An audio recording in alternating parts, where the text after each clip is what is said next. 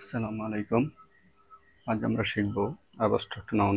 Abstract noun কি, যেটা আমাদের দৈনন্দিন জীবনে খুবই গুরুত্বপূর্ণ, বিশেষ করে আইএলটিএস এক্সামিনেশনে অ্যাবস্ট্রাক্ট নাউনের প্রয়োগ, ব্যবহার।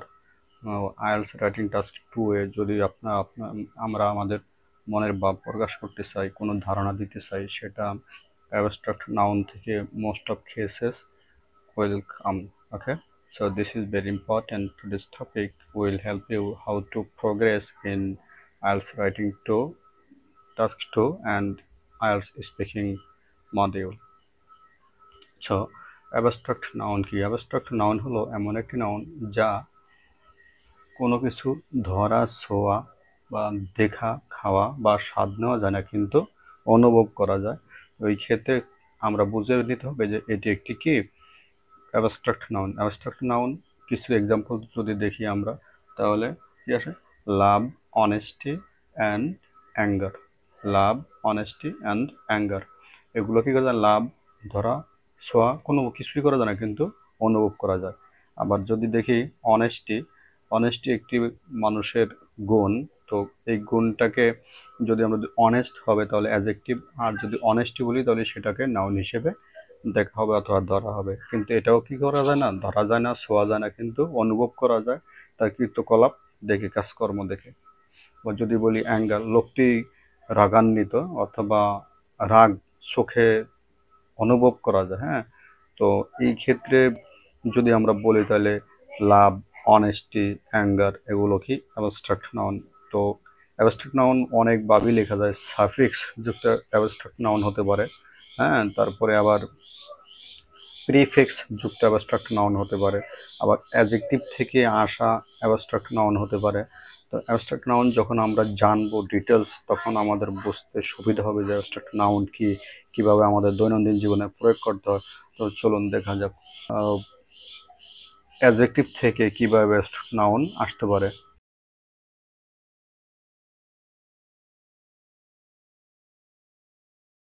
হ্যাঁ, তো এটাকে যদি বলি আমরা অনেস্ট, তাহলে কি অ্যাডজেক্টিভ হলো অনেস্ট। অনেস্টের সাথে যদি আমরা একটি অনেস্টি, তাহলে অনেস্ট হলো কি সৎ, আর অনেস্টি সততা। হ্যাঁ, লোকটি ইজ অনেস্ট, লোকটি সৎ, তাহলে এটা কি তার? হ্যাঁ, অনেস্টি কি?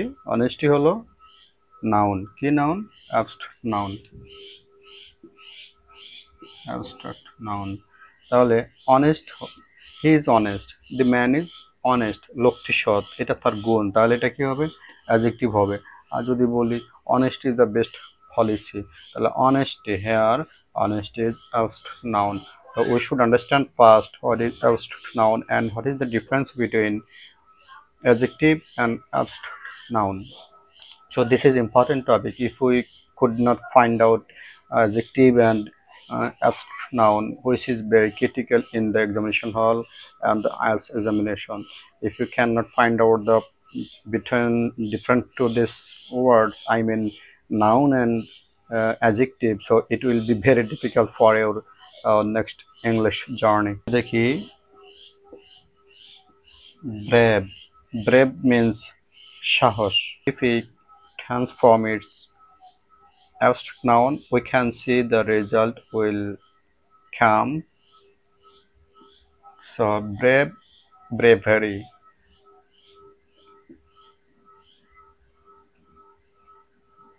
Bravery. This is transform adjective. Adjective থেকে এসেছে। So if we cannot find out which one is adjective and which one is abstract noun, it will be very difficult for me while writing task 2 in IELTS examination and speaking different type of modules. We can write another examples of adjective to abstract noun conversion. Here is kind. Kind means daya. Okay, Allah is kind, Allah dayalu. So if we transform it from adjective to abstract noun, we can write from our idea, kindness mean dayaluta. So most important is that if we cannot find out adjective, what is adjective, I mean kind, and kindness is obviously abstract noun. If we cannot find out the difference between two this, so it will be very unnecessary, because examination hall differ and examiner will differ in IELTS examination. You are correct or not, you will find, he obviously examiner will find your grammatical resource and lexical resource. Grammatical resource মানে আপনার গ্রামারের area, আপনি গ্রামারে কতটুকু ভালো সেটা দেখবে।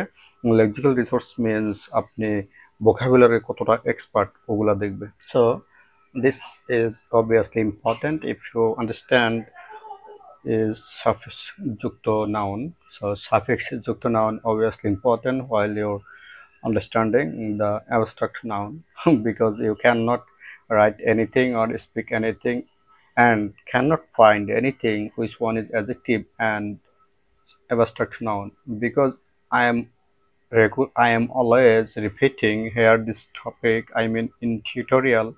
So adjective, actually adjective and abstract noun is similar, which is very reason that's why I am explaining here.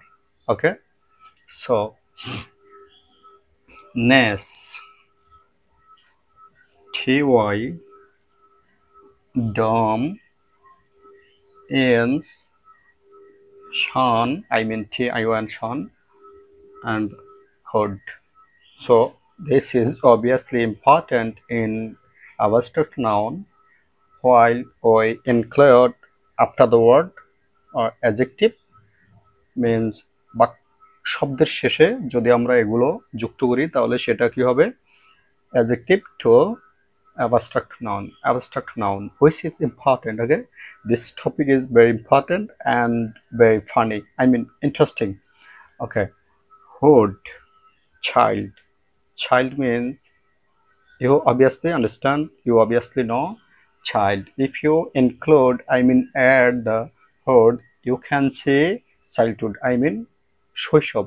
তো শব্দের শেষে যদি হুড লাগিয়ে দেন তাহলে সেটা কি হবে, নাউনে পরিণত হবে। তাহলে এটা হলো কি চাইল্ড, আর এখানে হলো কি চাইল্ডহুড।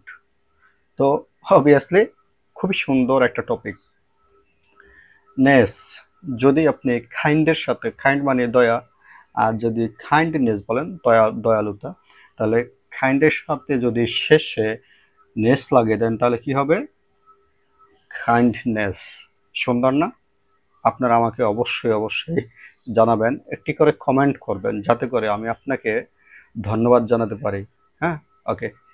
সো টি ওয়াই বাক্যের শব্দের শেষে যদি টি ওয়াই বসিয়ে দেয় তাহলে সেটা কি হবে, অ্যাবস্ট্রাক্ট নাউন তৈরি হবে। অনেস্ট, যদি আমরা টি ওয়াই যোগ করি তাহলে অনেস্টি হবে, অনেস্টি। যদি আমরা ডম লাগিয়ে দিই শব্দের শেষে, তাহলে যদি আমরা বলি ফ্রি, মুক্ত, এর সাথে যদি ডম লাগিয়ে দেয় তাহলে কি হবে, ফ্রিডম মানে স্বাধীনতা। হ্যাঁ, স্বাধীনতা, ফ্রিডম স্বাধীনতা, ফ্রি মানে স্বাধীন। অ্যান্স, ফ্যাশন, যদি ফ্যাশনস, হ্যাঁ, ফ্যাশন ধৈর্যশীল, অ্যান্ড প্যাশনস ধৈর্য।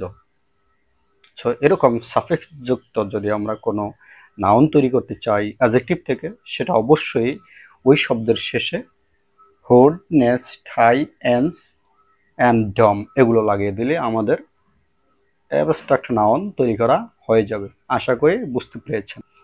তো অ্যাবস্ট্রাক্ট নাউনের আরেকটি গুরুত্বপূর্ণ রুলস আমি আপনাদের সাথে শেয়ার করেছি, সো যেটা অবশ্যই আমাদের খুব গুরুত্বপূর্ণ, যে আমরা অনেকে দেখে বুঝতে পারি না কোনটা অ্যাডজেক্টিভ আর কোনটা অ্যাবস্ট্রাক্ট নাউন। আমি বারবার এখানে অ্যাডজেক্টিভ বলতেছি কারণ অ্যাডজেক্টিভ থেকেই মূলত অ্যাবস্ট্রাক্ট নাউন তৈরি হয়, ইভেন ধারণাটা মূলত অ্যাডজেক্টিভ থেকেই আসে। এটা যদি আমরা বুঝতে না পারি তো আমরা আমাদের পরীক্ষার সময় আইএলটিএস এক্সামিনেশনে খুব কষ্ট হবে আর কি। সেটা হলো যেগুলোর কোনো শারীরিক রূপ নেই কিন্তু চিন্তা ধারণা বোঝায়, এরকম রিলেটেড এগুলো অ্যাবস্ট্রাক্ট নাউন হতে পারে। কি নেই? চিন্তাধারা। হ্যাঁ, শারীরিক কোনো রূপ নেই, ফিজিক্যাল কোনো স্ট্রাকচার অথবা ফিজিক্যাল বডি, দেহ অবয়ব আপনি দেখতে পাবেন না, কিন্তু অনুভব করতে পারবেন, চিন্তা করতে পারবেন, ধারণা করতে পারবেন। তো সেগুলো কি অ্যাবস্ট্রাক্ট নাউন। যেমন নলেজ,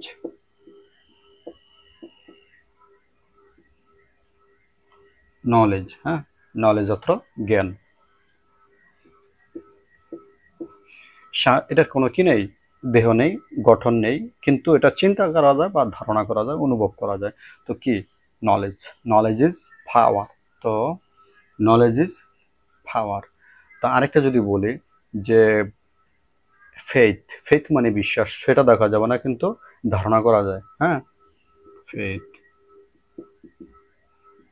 ফেথ মানে বিশ্বাস। তো ফেথ, অনেকে এটাকে অন্য কিছু মনে করতে পারবেন, কিন্তু কখনোই না, এটা হবে কি, অবশ্যই একটি অ্যাবস্ট্রাক্ট নাউন। নলেজ জ্ঞান, নলেজও কি জ্ঞান, তার মানে এটি অ্যাবস্ট্রাক্ট নাউন। এটাকে নাউন হিসেবে কল্পনা করতে হবে, এটা আপনি আলাদা কল্পনা করলে এটা আপনার ভুল হবে। জাস্টিস, জাস্টিস ন্যায়, জাস্টিস ন্যায়। যদি বলি ইনজাস্টিস, অন্যায়। কি সুন্দর না? অবশ্যই ইনজাস্টিসও একটি কে অ্যাবস্ট্রাক্ট নাউন। এখানে আমরা এখন দেখব যে প্রিফিক্স যুক্ত অ্যাবস্ট্রাক্ট নাউন কিভাবে গঠিত হয়। আমরা আরেকবার দেখেছি কিভাবে সাফিক্স যুক্ত অ্যাবস্ট্রাক্ট নাউন তৈরি হয়। এখন আমরা দেখব কিভাবে প্রিফিক্স যুক্ত। প্রিফিক্স মানে কোনো শব্দের পূর্বে একটি মাত্র পর্শন মানে অংশ বসিয়ে যদি আমরা কোনো পূর্ণাঙ্গ শব্দ তৈরি করি, হ্যাঁ, তাহলে সেটা কি হবে? প্রিফিক্স যুক্ত অ্যাবস্ট্রাক্ট নাউন তৈরি হবে। সাপোজ বিলিভ মানে বিশ্বাস, যদি আমরা পূর্বে ডিস বসিয়ে দেয় তাহলে সেটা কি হবে? অবিশ্বাস। যেমন ডিস বিলিভ, হ্যাঁ, অবিশ্বাস।